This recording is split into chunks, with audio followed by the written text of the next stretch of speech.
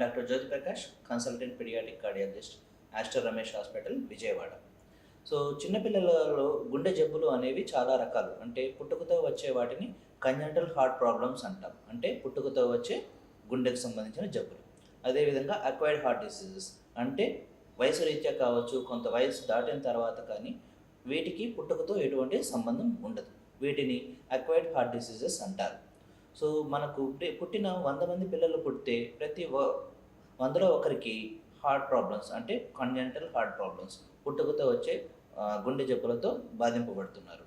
అందులో ప్రతి 3వ బిడ్డ పుట్టిన సంవత్సరం లోపలే ఆపరేషన్ అవసరం అనేది ఎక్కువ ఉంటుంది. ఇందులో గుండెకు సంబంధించిన చిన్నపిల్లల గుండె జబ్బులలో చాలా కారణాలు ఉంటాయి. సింపుల్ హార్ట్ ప్రాబ్లమ్స్, వీటిని ఏఎస్డి, విఎస్డి, పీడి అంటే ఇవి గుండెలో ఉండే రంధ్రాలు.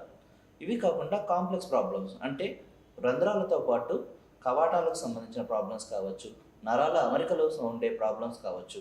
వీటిని కాంప్లెక్స్ హార్ట్ డిసీజెస్ అంటారు. ఇందులో చాలా రకాలు ఉంటాయి. వాటిని టఫ్ అంటే టెట్రాలజీ ఆఫ్ ఫ్యాలెట్ అంటే ఇందులో గుండెలో రంధ్రంతో పాటు కవాటానికి సంబంధించిన బ్లాక్ అనేది కూడా ఉంటుంది.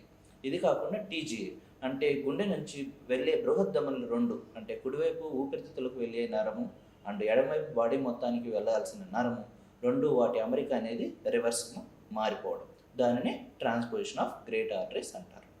ఇది కాకుండా టీఏపీవీసీ అంటే మంచి రక్తం చెడువైపు ప్రవహించడం, ఎడమవైపు నుంచి కుడివైపు ప్రవహించడం, దీనిని టీఏపీవీసీ అని అంటాము.